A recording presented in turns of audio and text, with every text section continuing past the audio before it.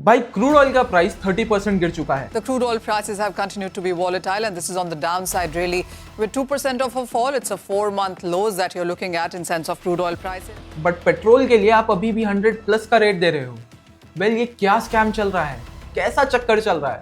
तो let's break it down in easy terms, वो भी नंबर्स के साथ। देखो न्यूज में सुनते हो ना कि ग्लोबल क्रूड ऑयल के प्राइसेस गिरकर $75 पर बैरल हो गया है, और फिर अगले दिन पेट्रोल पंप पर खुशी के साथ जाते हो कि आज पेट्रोल सस्ते में मिलेगा, और वहां पर पहुंचते साथ आप देखते हो कि रेट तो अभी भी 100 प्लस है एंड कंफ्यूज हो जाते हो। वेल तो कहाँ जा रहा है ये पैसा? Let's break it down.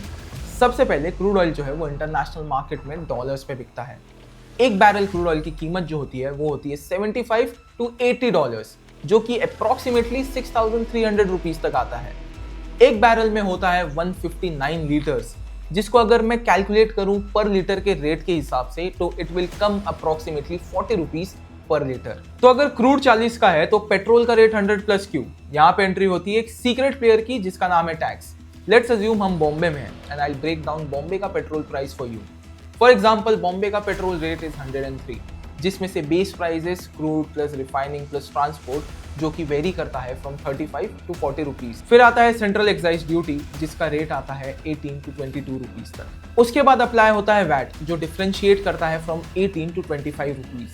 And last में आता है डीलर का कमीशन, जो कि वेरी करता है फ्रॉम 3 to 4 रुपीज। इसका मतलब आप 60% से भी ज्यादा अमाउंट टैक्स में दे रहे हो। तो मेरे दोस्तों, अगली बार अगर आप ये सोचो कि पेट्रोल महंगा है, तो नहीं, टैक्स महंगा है। अगर क्रूड ऑयल गिरा तो पेट्रोल क्यों नहीं गिरता?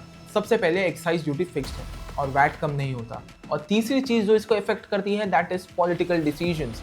इलेक्शन के टाइम पे इसका रेट कम हो जाता है, but once the election is finished the rates are back to normal. For example crude का प्राइस $100 से कम होकर $75 हो जाता है, दैट इज 25% लेस। फिर भी पेट्रोल का जो रेट है वो 110 से 105 ही होगा, विच इज 4 to 5% लेस। दोस्तों, गवर्नमेंट को रेवेन्यू चाहिए एंड इसीलिए प्राइसेस जो है वो स्टिकी रहती है। तो चलिए जानते हैं जियोपॉलिटिकल फैक्टर्स को जो कि इस क्रूड ऑयल के प्राइसेस को इफेक्ट करता है।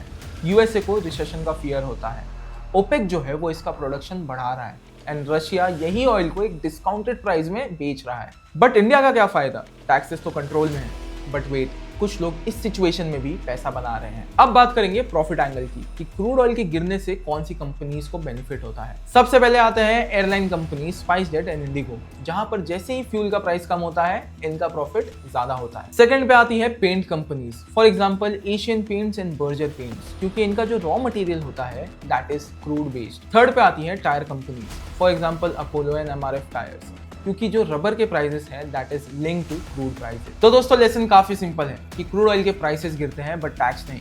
बट एक स्मार्ट इन्वेस्टर वो होता है जो इस सिचुएशन में भी एक अपॉर्चुनिटी ढूंढ ले। वेल, जियोपॉलिटिक्स और फाइनेंस एक काफी ही डेडली कॉम्बो है। जो इसको समझ जाए वो कहीं भी कोई भी अपॉर्चुनिटीज को नॉक कर सकता है। तो दोस्तों, for more such geopolitical and finance related content, do subscribe our channel and don't forget to like, share and comment on this video.